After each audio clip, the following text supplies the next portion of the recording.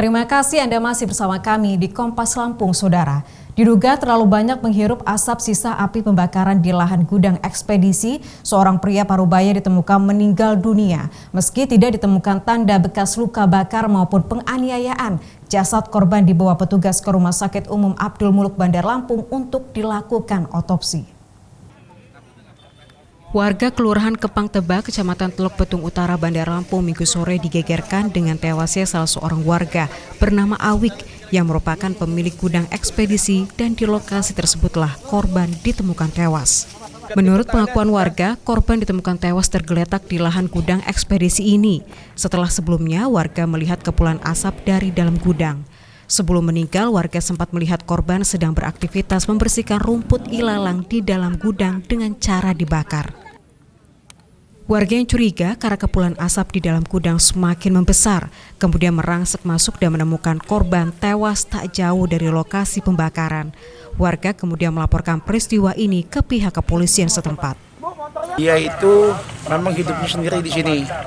Dan mungkin dia melakukan pembakaran di sini untuk pembersihan halaman, tapi mungkin tidak bisa dipadamkan sehingga yang bersangkutan meninggal di ujung sana tadi, dan yang bersangkutan kelihatannya menghirup udara asap. Meski tidak ditemukan tanda bekas luka bakar maupun penganiayaan, jasad korban dibawa petugas ke Rumah Sakit Umum Abdul Muluk Bandar Lampung untuk dilakukan otopsi. Sementara lokasi gudang milik korban saat ini sudah diberi garis polisi. Petugas masih melakukan penyelidikan lebih lanjut terkait sebab kematian korban, serta meminta keterangan sejumlah saksi mata di lokasi kejadian. Roma Afria Idam, Kompas TV, Lampung. Beralih ke informasi lainnya, Saudara. Isu pemanasan global dan perubahan iklim masih menjadi topik serius yang harus terus digaungkan agar manusia bisa merubah kebiasaan yang dapat memperburuk kondisi bumi. Untuk itu, Universitas Teknokrat Indonesia sebagai salah satu perguruan tinggi yang concern mendukung rehabilitasi lingkungan mencanangkan sebagai kampus hijau dengan menanam 1.000 jenis pohon di pelataran kampus. Universitas Teknokrat Indonesia melakukan penanaman 1.000 pohon beragam jenis untuk melanjutkan misinya sebagai kampus hijau atau Green Campus. Pencanangan ini dihadiri langsung Direktur Jenderal Pembelajaran dan Kemahasiswaan Kemenristek-Dikti. Dimulai dari generasi muda atau yang biasa dikenal dengan generasi milenial harus menanamkan cinta lingkungan sebagai salah satu upaya untuk mengubah kebiasaan merusak lingkungan, seperti mulai mengurangi penggunaan sampah berbahan plastik. Kita di Ristek-Dikti selalu mendorong kampus dan mahasiswa untuk istilahnya selain bidang ilmu masing-masing itu menguasai literasi baru. Literasi data, ya, big data tadi, literasi teknologi yang esensinya coding, karena bicara dengan mesin, bicara dengan artificial intelligence, esensinya kita harus fasih bahasa mereka. Karena keterampilan, pengetahuan itu cepat sekali usang, dia harus mau setiap tahap tertentu dalam hidupnya mau kembali lagi ke kampus untuk belajar lagi. Nah inilah yang jadi tantangan kita, dan lulusan Teknokrat kita harapkan juga menguasai bidang ilmunya plus literasi baru tadi. Sesuai dengan definisi kampus hijau, yakni mampu mengelola lingkungan secara sistematis dan berkesinambungan. Rektor Universitas Teknokrat Indonesia, Nasrullah Yusuf menuturkan akan melakukan penghijauan kampus dan menciptakan suasana asri dengan mulai menanam pohon. Hari ini dalam program orientasi pendidikan tinggi untuk mahasiswa baru Universitas Teknokrat Indonesia telah dicanangkan kampus hijau atau Green Campus, ada juga yang mengatakan juga Green Metric Campus, dan itu dicanangkan oleh Bapak Direktur Jenderal Pembelajaran dan Mahasiswa, Bapak Profesor Dr. Ismu Nandar, mewakili Pak Menteri Riset dan Teknologi Pendidikan Tinggi Republik Indonesia. Nah, dengan pencanangan kampus hijau ini kami mengharapkan juga akan berpengaruh kepada jiwa mahasiswa kita agar mereka juga mengembangkan suasana lingkungan hijau, baik di rumahnya maupun di lingkungan tempat mereka tinggal. Jadi bukan saja di kampus di situ. Sebagai salah satu mahasiswa asal Papua yang mengenyam pendidikan di Universitas Teknokrat Indonesia, menunjukkan respon positifnya terhadap kegiatan ini dan berharap akan ada banyak kegiatan serupa di kampus agar suasana asri dan sejuk dapat terwujud. Harapan saya penanaman pohon tadi supaya kita menghirup udara segar dan di halaman kampus ini supaya evolusinya mengurangi dan kami tidak sakit, bisa menanam pohon lebih banyak supaya menyegarkan. Masalah lingkungan adalah masalah bersama yang membutuhkan sinergi dari berbagai elemen termasuk civitas akademika.